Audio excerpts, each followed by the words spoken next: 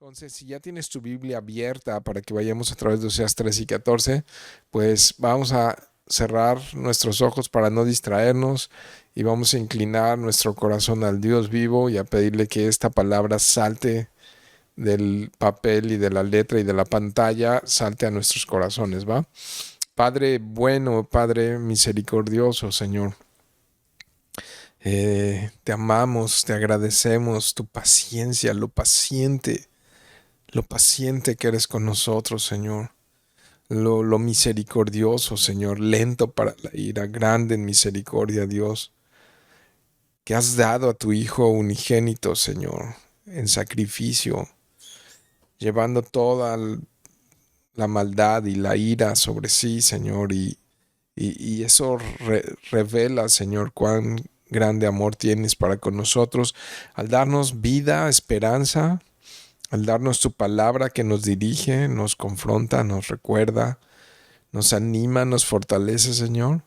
Y gracias, Dios, porque nos permites estar este miércoles aquí estudiando todo tu consejo, Señor, yendo a través de estos capítulos que son parte de tu consejo para nuestras vidas. Es que prepara nuestros corazones, Señor, para que esa semilla caiga en buena tierra y produzca buen fruto. Te lo ruego, Señor. Te lo suplico en el nombre de Jesús. Amén. Bien, pues 3 y 14, yo titulé, estuve pensando en varios títulos, pero uno de ellos que creo que nos puede dar una guía, lo encontré en parte del capítulo 14 como verso fundamental o esencial, o como viendo en este cierre, en este final de esta noche, el énfasis al final del túnel, ¿no? Al final de todo, el énfasis que Dios quiere hablarnos y hablarle a su pueblo Israel, como lo hizo para ese tiempo y esa época específica a Israel. El título es Yo sanaré su rebelión. Y entonces, un poco, solamente a manera de introducción, mis queridos hermanos, es que meditemos viendo la historia del pueblo de Israel, la gloria que tocó, la bendición que recibió, la prosperidad en la que se encontró. Es un recordatorio para nosotros, creo importante, ¿no? De que no es como comenzamos, sino cómo terminamos. Quizá tú puedas compartir conmigo si tienes algunos años ya de conocer de Jesús y has visto algunas películas ya, ¿no? En la vida de algunas personas y que lamentablemente has visto de algunos apartarse, de algunos enfriarse, de algunos regresar al mundo, de algunos volverse hijos pródigos, algunos otros apostatar y negar su fe y etcétera, ¿no? Y tiene que ver un poco porque no se trata de cómo comenzamos, sino de cómo terminamos. Y esto es lo que podemos mirar en la historia del pueblo de Israel. La tribu norteña de Efraín, que representa a todo Israel, era la tribu que tenía más prominencia en Israel, pues mostraba esa grandeza en los días de Oseas.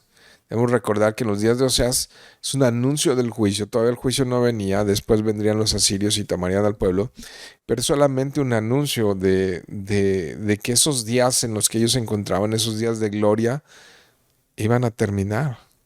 ¿Por qué? La razón es muy simple, porque la gente se había rebelado en contra de Dios, literal, a todo el pueblo y su descendencia le dio la espalda, se rebeló en contra de Dios. Así es que eventualmente lo que ocurrió con el pueblo de Israel es que su fama, su prestigio, su poder, su gloria decayó. Mm, ¿No? Y entonces cuántas veces vemos a personas empezar bien pero terminar mal, ¿no? Entonces vamos juntos a ver el final del profeta Oseas. Vamos a ver este final como él otra vez va a anunciar cómo el pueblo se apartó de él, cómo el pueblo se olvidó de él. Y bueno, para mirar un poco a los personajes, por si no has estado siguiendo toda la serie, Oseas representa al Dios fiel, representa al esposo que es fiel. Y su esposa, la esposa de Oseas, representa a la esposa que es infiel, a la esposa que se prostituye y que se va tras de otros, representando aquí al pueblo que le fue infiel espiritualmente a Dios y que se fue en pos de otros dioses, de Baal, y además de Baal pues construyó sus propios dioses y sus propios altares. Entonces la historia que vemos aquí en estos capítulos finales y en este libro es que Dios promete castigarlos, Dios promete enviar juicio a ellos, y ahorita vamos a ver un poco por qué, ¿no? Pero también promete redimirlos. Es una historia increíblemente buena la que vamos a ver en estos capítulos, ¿no? Especialmente el capítulo 14. Creo que es un capítulo que brilla en majestad por, sí, ver la severidad, pero también la bondad de Dios. Vamos al verso 1 del 13, dice: cuando Efraín hablaba, hubo temor. Fue exaltado en Israel, mas pecó en Baal y murió.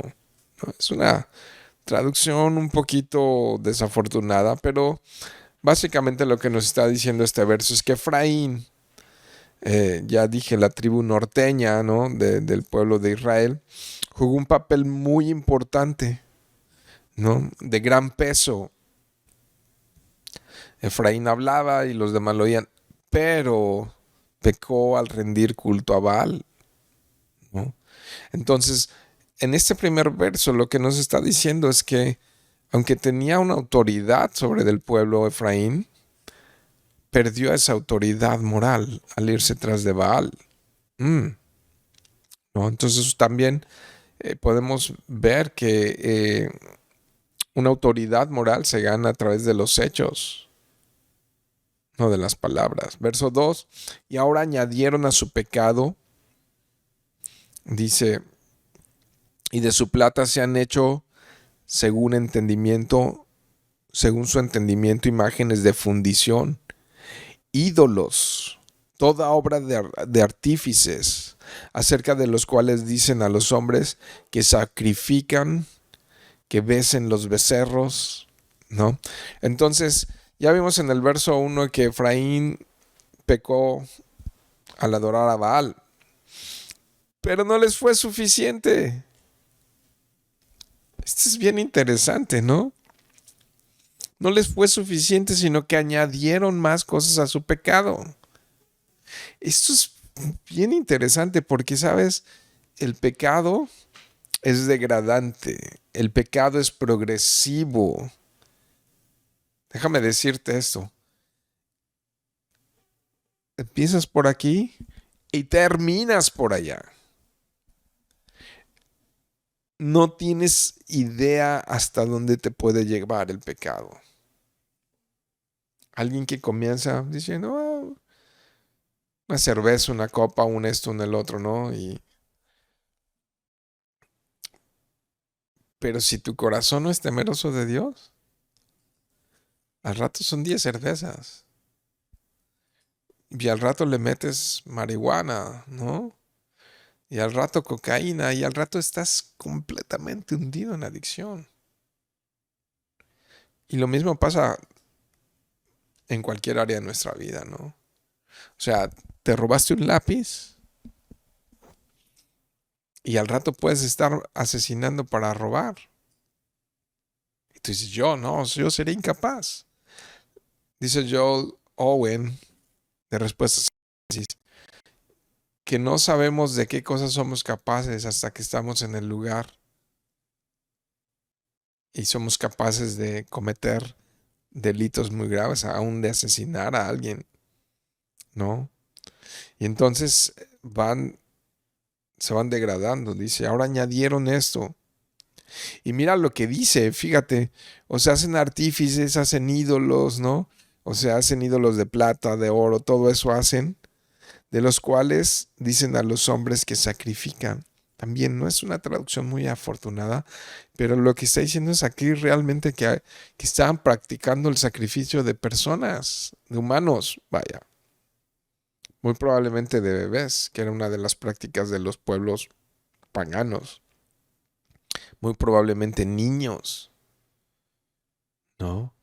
Donde la cultura diabólica estaba en el centro de sus vidas, ¿no? Sacrificios humanos. Y esto hoy en día decimos, ok, ya no aztecas, ya no mayas, ya no toltecas, ya no olmecas, ya nada de eso, pero,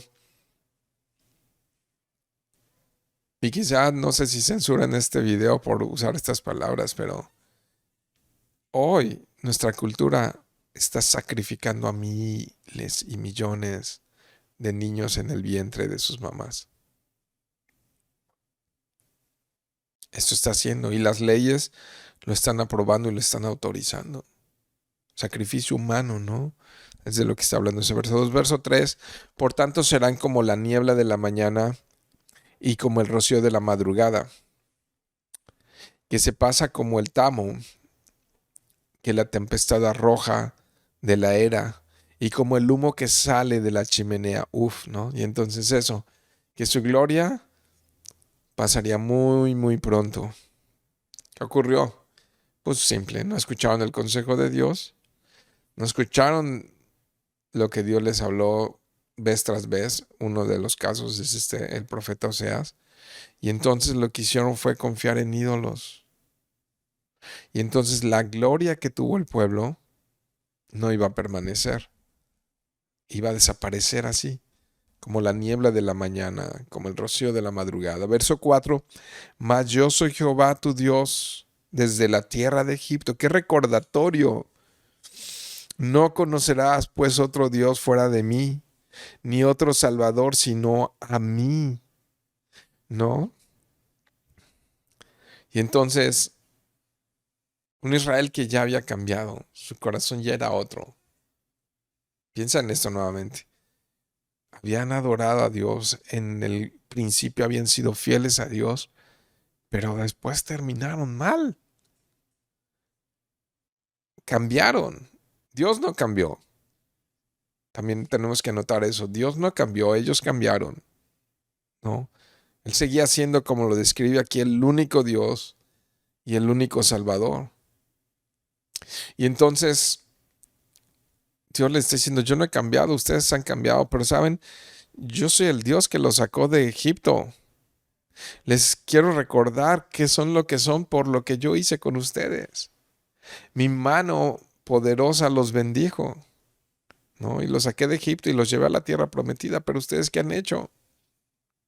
Mas yo soy Jehová tu Dios desde la tierra de Egipto. No conocerás pues otro Dios fuera de mí, ni otro Salvador fuera de mí. ¿Sabes qué me hizo recordar eso? Cuando estaba Pedro y creo que era Juan ante el concilio, ¿no? Ahí en Hechos capítulo 4, versos 12, ¿no? Y entonces están presentando defensa.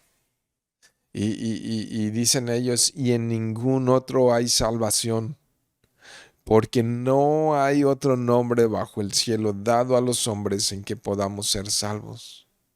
Qué interesante esto, porque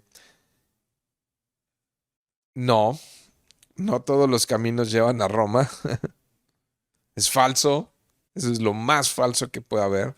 Pensar que cualquier religión, que cualquier Dios, que cualquier deidad, no, no es así. No hay ninguna salvación fuera de Dios de la Biblia. La Biblia es categórica, es clara, ¿no? Aquí el mensaje de Pedro cuando están ante el concilio y están diciendo, solamente hay un nombre en el cual podemos ser salvos. No es a través de Mahoma, no es a través de Buda, no, ni de ninguno de los dioses que adoran los hinduistas, que tienen miles de dioses. No es en Tlaloc, no, no es en Chac, no, no es en ninguno de ellos. No es en ninguno de ellos. Hay un solo Dios y tiene un nombre, ¿no? Y solamente en Él hay salvación. Pablo les dice a los efesios, ¿saben? Es increíble, pero Él nos dio vida cuando estábamos muertos en nuestros delitos y pecados. Esto es lo que Él hace. La salvación no está en nosotros, también es un recordatorio. La salvación está en Dios. Él nos dio vida cuando nosotros estábamos perdidos y sin Él, ¿no? Entonces el verso 5 dice, yo te conocí en el desierto, en tierra seca, ¿no? O sea, yo te conocí en tu pasado. Yo sé dónde estabas, ¿no? Cuando estabas en tus delitos y pecados, como Pablo les dice a los efesios. Verso 6, en sus pastos se saciaron y repletos, ¿no? Satisfechos, se ensoberbeció su corazón. Y mira, esto es bien descriptivo, este verso 6. Por esta causa se olvidaron de mí. O sea, cuando entonces Él los saca de Egipto, Él los lleva por el desierto, entran a la tierra prometida y entonces ahí sí crece el pasto, y entonces ahí sí hay fruto, y entonces allí hay prosperidad, entonces ahí hay comodidad, entonces allí se olvidaron de Dios. Esto es un aspecto muy extraño y es algo terrible de nuestra condición humana, de nuestra naturaleza humana, que cuando los tiempos son buenos, cuando las cosas nos salen bien, cuando hay prosperidad, nos olvidamos de Dios, del Dios que nos bendice. Nos olvidamos lo que Él hizo y dejamos de glorificarlo y de ser agradecidos con Él. Pero Él les está recordando qué hizo Él con ellos para que se vuelvan a Él. Y es terrible, pero a veces solamente hasta que viene el dolor, el quebranto, el fracaso de mil maneras, de mil situaciones, es cuando más nos humillamos, más clamamos, más buscamos su rostro, más le reconocemos en nuestros caminos, ¿no? Un ejemplo muy claro de esto lo vemos en el vecino país del norte, ¿no? En Estados Unidos. Una nación que se fundó con la Biblia en la mano y una nación de migrantes que no tiene demasiada historia, ¿no? Eh, y entonces, ¿qué sucede con ese pueblo que funda su nación con la Biblia en la mano? Que Dios los hace prosperar. De la nada, un pueblo que no tenía nada. Y entonces prosperan y se vuelven la potencia mundial que hoy son.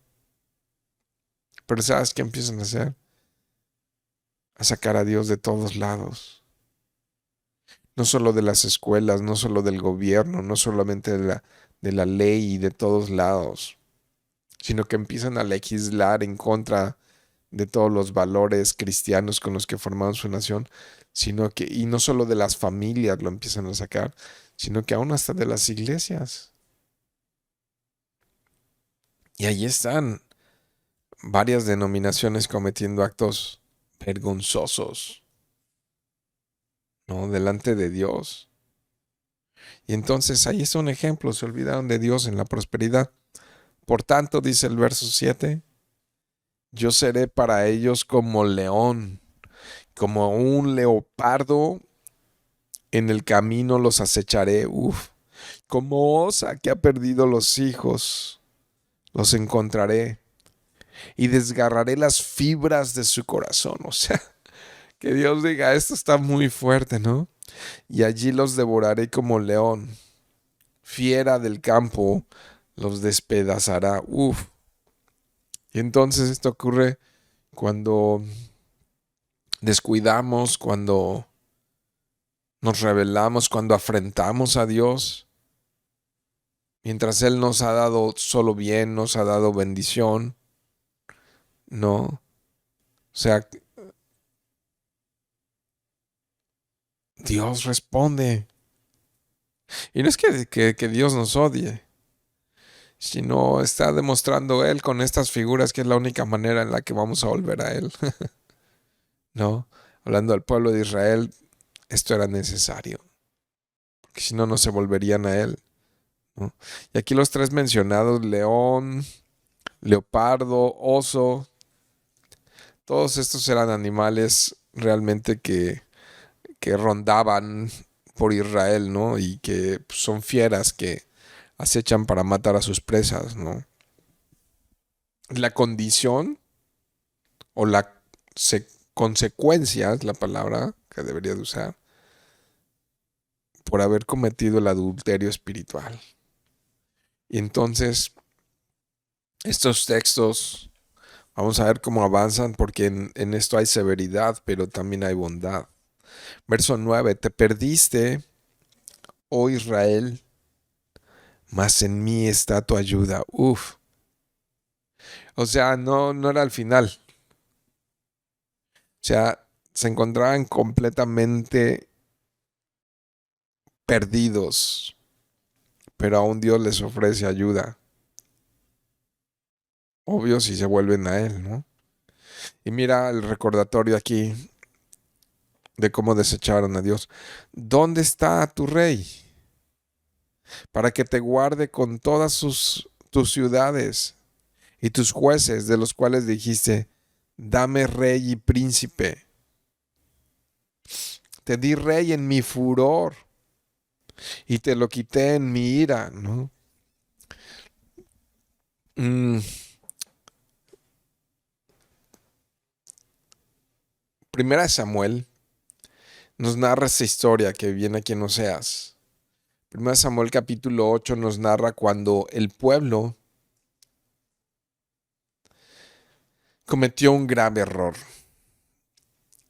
El pueblo cometió un grave error, confiar más en el hombre que en Dios. Dios les había dado jueces y por medio de esos jueces Dios gobernaba. Dios había puesto una autoridad humana, pero realmente Dios estaba gobernando al pueblo. Es un principio muy básico de autoridad, ¿no? Que ellos despreciaron, le dieron la espalda a Dios porque imitaron a las otras naciones y dijeron, danos rey. Básicamente lo que hicieron al rechazar esa autoridad que Dios había puesto sobre sus vidas es que rechazaron a Dios. Mira lo que dice 1 Samuel capítulo 8, rápido lo leo. Si lo encuentras rápido en tu Biblia está genial y si no, míralo ahí en pantalla.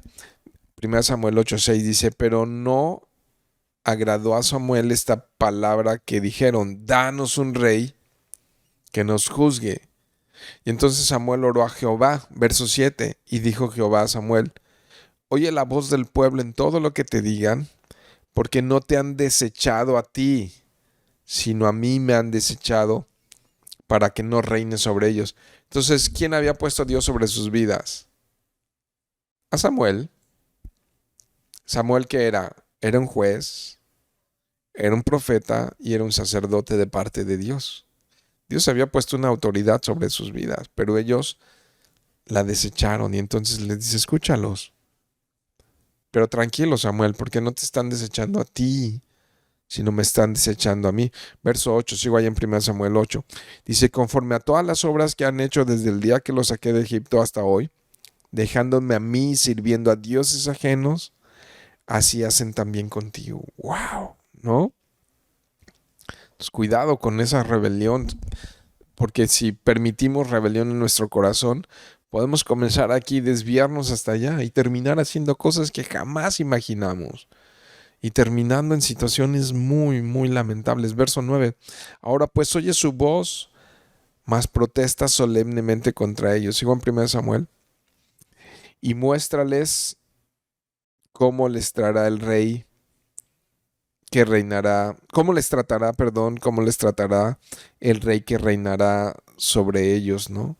Y entonces él les explica allí que realmente iban a terminar muy mal porque rechazaron a Dios. Sí, eso pasó, rechazaron a Dios por rechazar a los jueces como Samuel que Dios había puesto sobre sus vidas. Entonces, eso es lo que está recordando Oseas. muchísimos años después,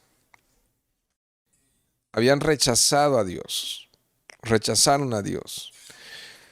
Y verso 12 dice, atada está la maldad de Efraín, su pecado está guardado, ¿no?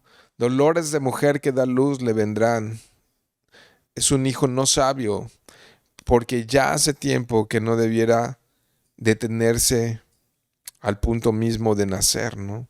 Y entonces, como están aferrados a su pecado, no se quieren arrepentir, no se dan cuenta, no se arrepienten y todo esto, están amando su pecado, pero entonces dolores de mujer cuando va a dar a luz, ¿no? Los dolores de parto a menudo llegan de manera inesperada. Yo recuerdo cuando mi esposa iba a dar a luz a mis hijos, ¿no?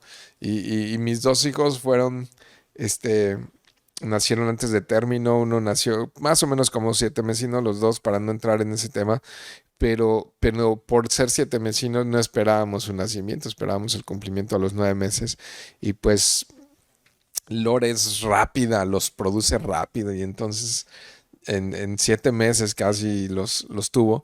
Y entonces así como inesperadamente empiezan los dolores y son intensos y se incrementan y a veces, se alarga demasiado y su duración es fuerte y todo eso. De la misma manera vendría el juicio sobre de Israel. Verso 14, de la mano del Seol los redimiré. Y aquí empieza a cambiar y el lenguaje, y entonces los libraré de la muerte. Y mira, a ver si te suena este pasaje un poco conocido. Oh muerte, yo seré tu muerte y seré tu destrucción, oh Seol. La compasión será escondida de mi vista, ¿no? Y entonces, qué bello versículo, porque el pecado y el juicio que viene sobre Israel o venía sobre Israel era grande, pero no más grande que la habilidad de Dios para poderlos redimir. Y me encanta esta palabra. Es una de mis palabras favoritas en la Biblia, que tiene que ver con rescate, tiene que ver con salvación, ¿no? Y la idea es algo que no tiene ninguna capacidad en sí mismo de salir del problema en el que está metido, pero alguien externamente viene y le rescata. Redimir es rescatar, ¿no? Y es una palabra que se ha usado a través de los siglos como algo contable, como algo financiero, como algo que pagas un precio por algo que está en esclavitud, que pagas un precio por algo que quieres recuperar. Por ejemplo, redimir a veces es si empeñaste algo y vas y lo redimes, pagas el precio ahí en eso. No estoy diciendo que empeñen cosas, ¿verdad? Pero cuando alguien empeña algo, va y lo rescata. Entonces es librar de la muerte, ¿no? Es lo que está diciendo aquí. Y el poder que Dios aún tiene para redimir, el poder que Dios vence a la muerte y al Seol, que son los enemigos que Dios somete, que Dios destruye, ¿no? Que son burlados y son derrotados, ¿no? Porque en el sacrificio de Jesús fue avergonzado a la muerte al él resucitar, ¿no? Jesús venció a la muerte para darnos vida. Ve conmigo a 1 Corintios capítulo 15. Quizá te vino a la mente este versículo porque Pablo estaba citando a Oseas. Realmente es la misma idea vino a su mente cuando estaba escribiendo 1 Corintios. Y en el verso 55 me dice así: ¿Dónde está, oh muerte, tu aguijón? ¿Dónde está, oh sepulcro, tu victoria? Ya que el aguijón de la muerte es el pecado y el poder del pecado la ley. Mas gracias sean dadas a Dios, que nos da victoria por medio de nuestro Señor Jesucristo. Qué hermoso está esto, ¿no? Entonces sí, hay una conexión directa con el Evangelio en este verso 14, una conexión directa y sin escalas, ¿no? Porque nos lleva realmente a reconocer que solamente, ya nos mencionó este capítulo, en Él hay salvación y que Él los va a redimir y Él los va... Y sabes, aún hablando del pueblo de Israel, Dios lo puede reinjertar, como dice Romanos, en su viña. Dios puede redimirlos. Y obviamente en ningún otro hay salvación. Para que el pueblo de Israel pueda obtener salvación, tiene que ser por medio de la fe en Jesucristo. Es la única manera en la que alguien puede ser salvo, por medio de la fe en Jesucristo, ¿no? Entonces, ¿dónde está muerte tu aguijón? ¿Dónde está sepulcro tu victoria, no? Y aquí yo seré la destrucción para la muerte y para el Seol, ¿no? Verso 15. Aunque él fructifique entre los hermanos, vendrá el solano, viento de Jehová, se levantará desde el desierto y secará su manantial y se agotará su fuente. Él saqueará el tesoro de todas sus preciosas alhajas. Verso 16.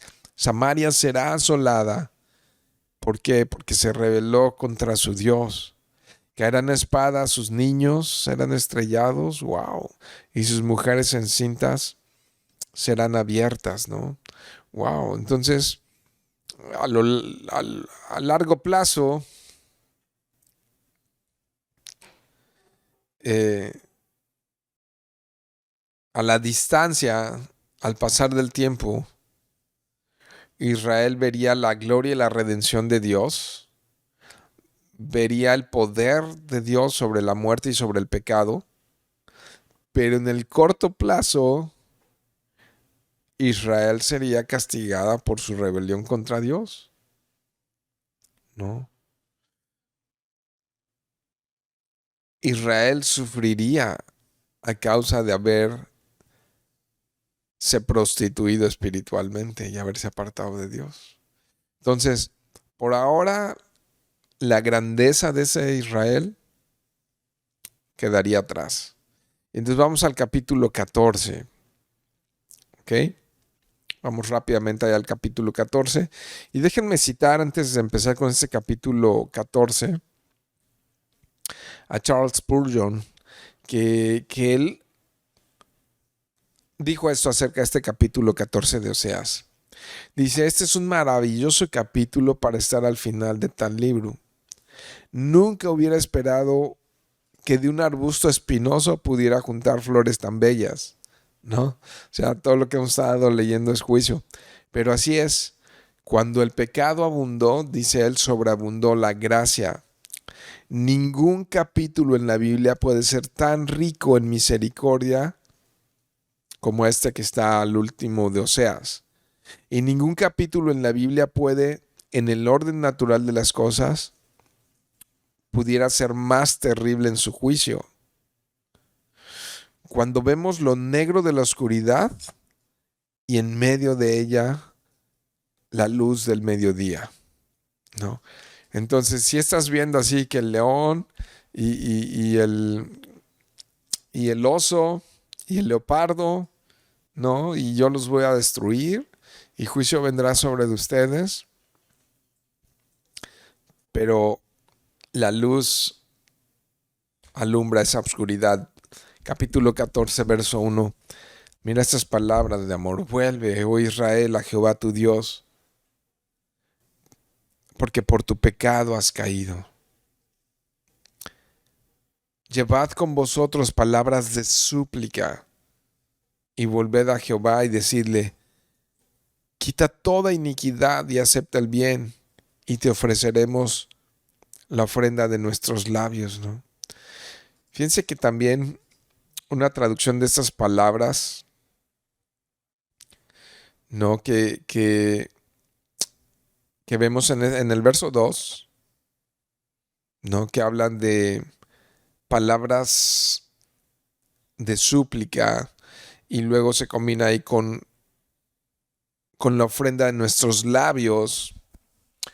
Eh, Usa otra palabra que está relacionada más como a los terneros, a esos animales jovencitos que estaban para ser sacrificados, que eran de gran valor para ser sacrificados, ¿no? Y entonces como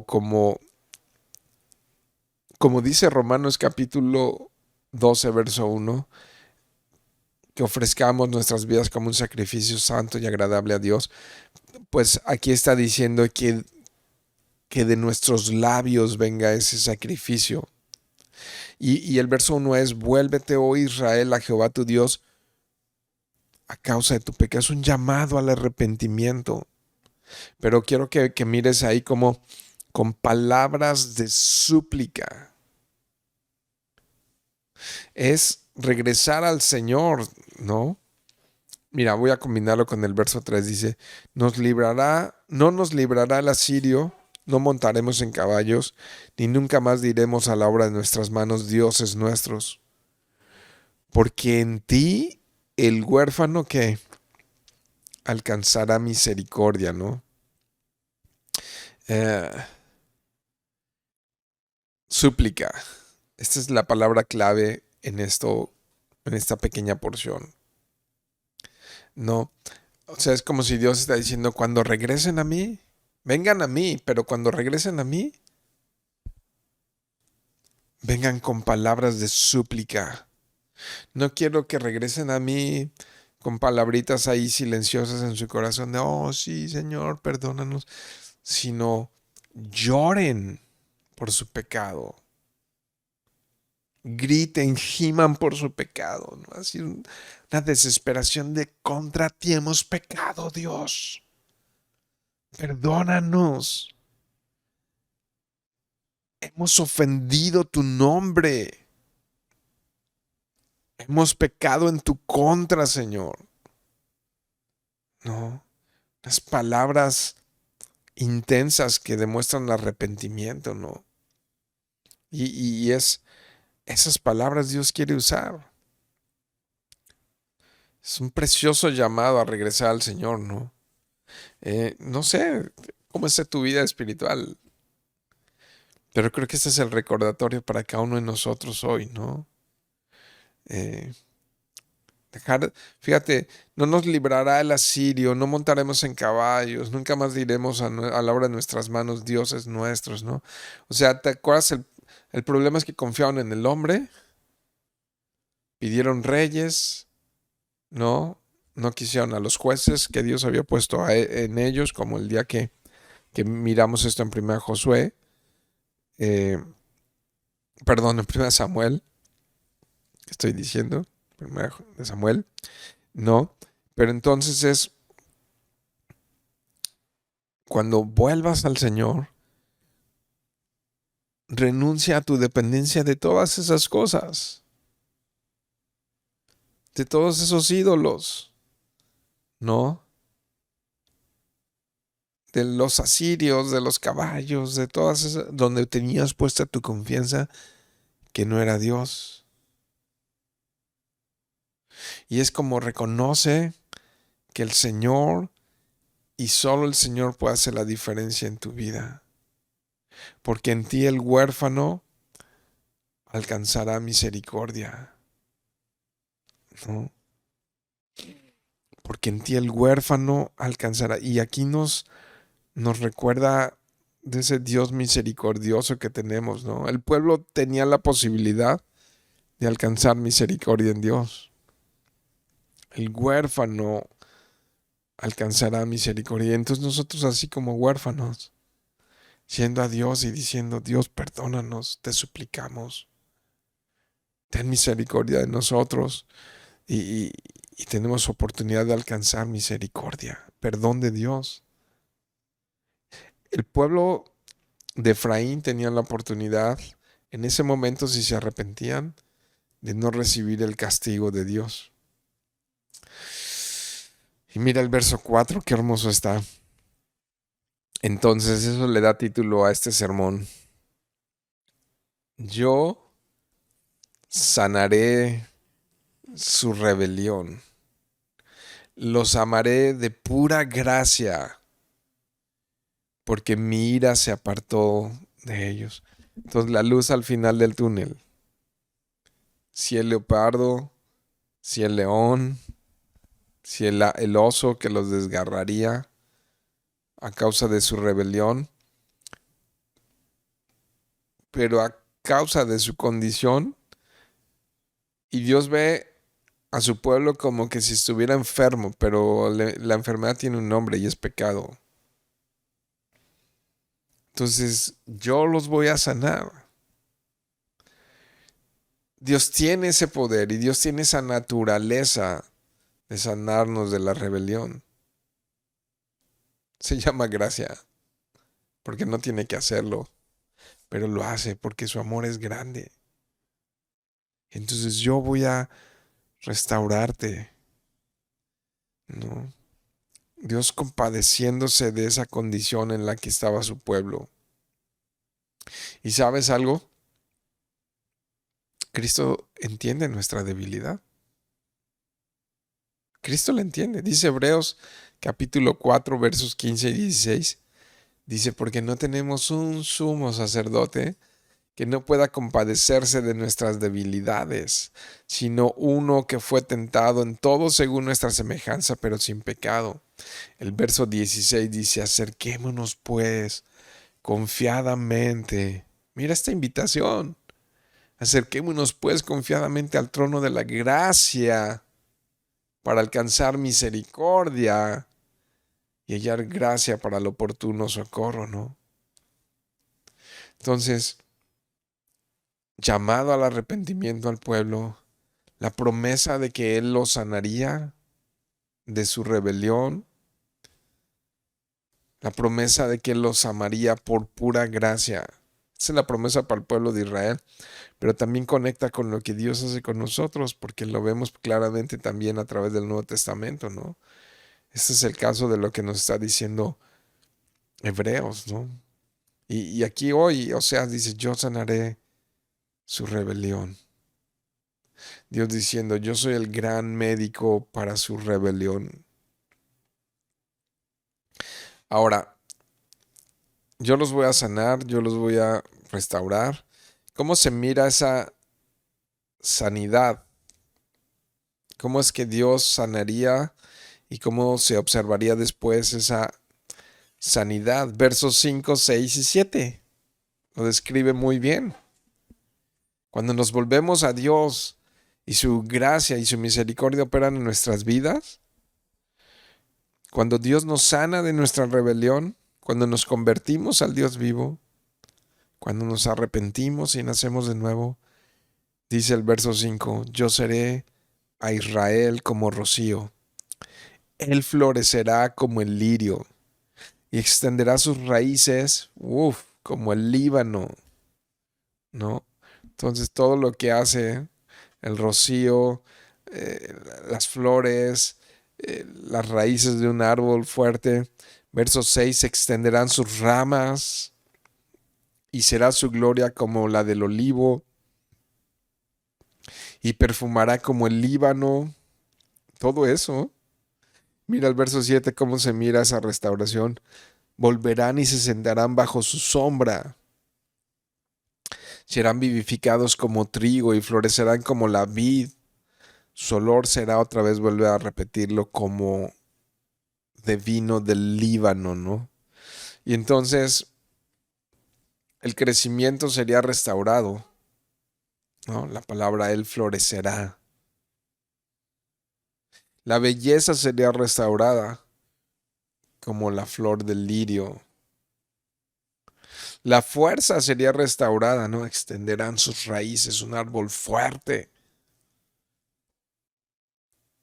como el Líbano. El valor sería restaurado, su gloria será como la del olivo. ¿Te fijas? Entonces todo lo que se perdería a causa de su rebelión sería restaurado. El deleite también sería restaurado porque perfumará como el Líbano. Será algo agradable, ¿no? La abundancia también sería, y la prosperidad restaurada serán vivificados como trigo. También lo revela ahí, florecerán como la vid, su olor será como el vino del Líbano, ¿no? Entonces todo eso habla sin duda alguna de la prosperidad que volvería a ellos al volverse a Dios, ¿no?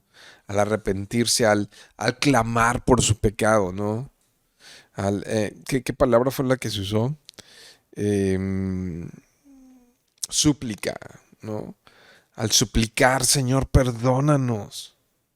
Y no más los asirios, y no más los caballos, y no más dioses artífices de nuestras manos, sino tú eres el Dios que nos sacó de Egipto y perdónanos. Entonces yo sanaré su tierra, yo les sanaré a ustedes de la rebelión. Verso 8, Efraín dirá, ¿qué más tendré ya con los ídolos? Yo lo oiré y miraré, yo seré a él como la haya verde, de mí será hallado tu fruto, ¿no? Y entonces es hermosísimo eso porque Efraín terminará reconociendo que todas las bendiciones provenían de Dios. Y ahora sí, como diciendo, ¿y qué vida teníamos cuando nos apartamos de Dios hacia los ídolos? ¿No? Entonces, ese verso 8 es un reconocimiento de la condición del hombre sin Dios, siguiendo a ídolos, apartados de Dios. Dice, pero en ti tengo la bendición. Y otra vez yo seré a ti como la haya verde. De mí será ya tu fruto, ¿no? ¿Fruto de quién viene? De Dios. ¿Se acuerdan de lo que dice Juan capítulo 15? Que permanezcamos en Él y Él en nosotros, porque separados de Él no podemos dar fruto. Ustedes son la vid, perdón, yo soy la vid, ustedes son los pámpanos, ¿no? Entonces, en Él es que podemos dar fruto, y ese fruto se mira en todo lo que leímos ya en el verso 7, ¿no? La conclusión, y tremendísima conclusión, aquí está. Si yo quisiera redactar una conclusión, si yo quisiera escribir una conclusión y leérselas, no es necesario, ya está en el verso 9, no necesito yo hacer una conclusión. La conclusión gloriosa de este libro, ¿no? Que vimos ya en estos últimos dos capítulos, 13 y 14, nuevamente vimos esa severidad del juicio por esa bondad y esa gracia del Dios que nos ama. Entonces, verso 9 es tremenda conclusión. Pregunta para todos los que lean el libro de Oseas: ¿quién es sabio para que entienda esto? Y prudente para que lo sepa. ¡Wow! Después de todos esos espinos del juicio que vimos, dice, porque los caminos de Jehová son rectos, y los justos andarán por ellos, mas los rebeldes caerán de ellos, ¿no? Entonces, tremendo libro, tremenda bendición, y termina preguntándonos, ¿quién es sabio? ¿Quién teme a Dios? ¿Quién es prudente? Me encanta eso porque cuando leí esto, mi mente conectó rápidamente a Jesús. Ustedes lo han leído mucho, lo han escuchado demasiado, lo usamos demasiado ese texto, pero era Jesús hablando con el pueblo hebreo y judío en el Sermón del Monte, ahí en el capítulo 7, en versos 24 y en adelante, y les dice, les voy a decir quién es un hombre prudente, un hombre que edificó su casa sobre la roca. Y vino el viento y la lluvia y los ríos y golpearon con ímpetu contra aquella casa y no cayó porque estaba fundada sobre la roca.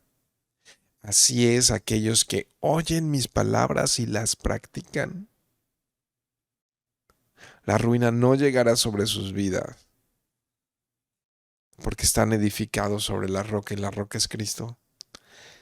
Se dice muy poéticamente todo esto, pero una persona que está edificada sobre la roca es aquella persona que tiene un corazón obediente y sumiso a las indicaciones de aquel que le compró por precio y que dice, sí, Señor, Ese es un hombre sabio y prudente, ¿no? Y así, el dolor de Oseas de ver la maldad, el dolor de Oseas de ver la condición del hombre, el dolor de Oseas de ver a Efraín, de ver a Israel apartados de Dios, cometiendo cualquier clase y aún pensando que todavía tenían relación con Dios. Y entonces, ¿habrá alguien sabio y prudente entre ustedes? Con uno, con dos, con tres que haya entre todo el pueblo. Me impresionan las palabras de Jesús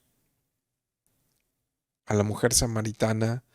¿Se acuerdan cuando se acerca ahí cerca de Samaria? Los judíos y los samaritanos no se llevaban y Jesús sí, y Jesús tiene una conversación con la mujer y la mujer está preocupada y diciéndole, oye Jesús, ¿dónde es el sitio oficial? ¿Dónde se debe de adorar a Dios? ¿En Samaria o en Judea? Y dice, la hora viene que ni aquí ni allá, no va a ser ni aquí ni allá, sino va a ser aquí en el corazón. Dice, porque Dios está buscando adoradores que le adoren en espíritu y en verdad. Escucha esto, iglesia, y ya estamos en el cierre. Dios, así, su mirada sobre la tierra, buscando adoradores que le adoren en espíritu y en verdad. Esa es la pregunta de esta noche. ¿Habrá alguien sabio y prudente entre ustedes?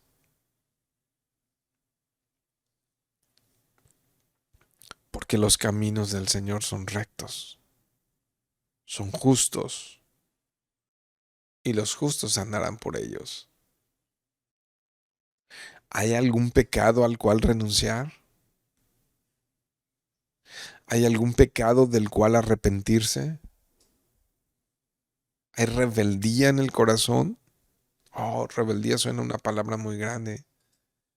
Rebeldía es que si Dios dijo esto y no lo haces, si Dios te dice perdona y no perdonas, si Dios te dice ama y no amas, si Dios te dice sé de labios prudentes y no lo eres, si Dios te dice sirve y no sirves, si Dios te dice da y no das, si Dios te dice habla la verdad y mientes, ¿no? Si Dios te dice cuida tus ojos, cuida tu corazón, cuida tu mente, ¿no? Y no lo haces, es rebeldía. Entonces, ¿habrá alguien que pueda ver todo lo que nos hablaron estos capítulos, estos 14 capítulos, y que dice, Dios puede tratarnos como la osa, como el leopardo, como el león si no nos arrepentimos?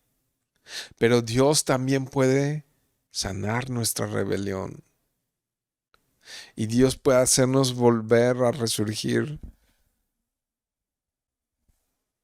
como el lirio, como el Líbano, como el trigo,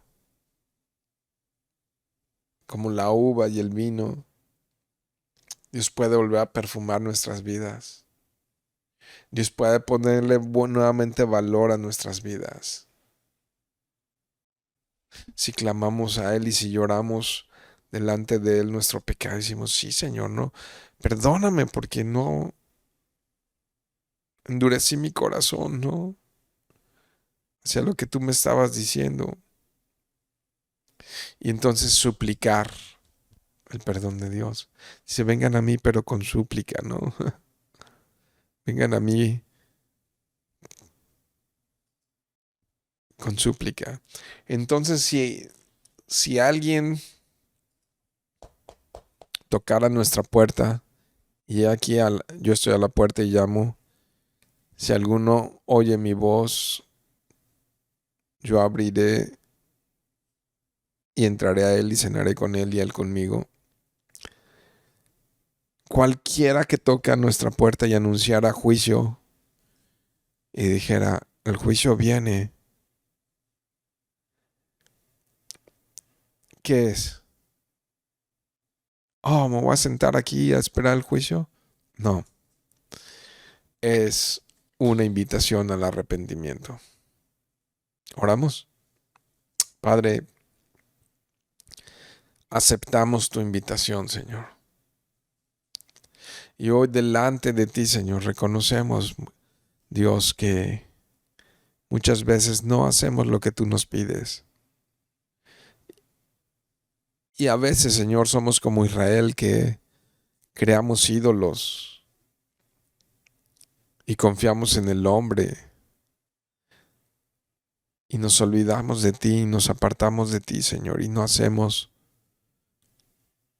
lo que tú nos pides, Dios. ¿Quiénes somos?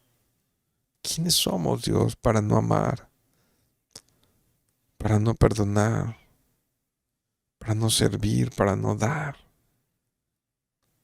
para no comunicar con palabras justas lo que tú quieres que hagamos, Señor? Entonces, Padre, yo ruego y yo te suplico, Dios, que sanes nuestra rebelión, Dios, y que nos puedas dar en tu gracia un corazón sabio y prudente, Señor. Que estemos completamente, Dios, te suplico, decididos a vivir solo por ti y para ti, Señor. Desarraiga, arranca, Señor, cualquier rebeldía que haya en nuestros corazones. Te lo suplico, Dios. Haznos oler como el Líbano, Señor. Perfuma nuestras vidas, Dios, de Cristo. Perfuma nuestras vidas de Cristo, Señor. Y prospera nuestros caminos para gloria tuya, para exaltar tu nombre, Dios. Y que en la bendición, Señor, nunca nos olvidemos de ti. Oramos en el nombre único en el que podemos ser salvos. En el nombre de Jesucristo. Amén.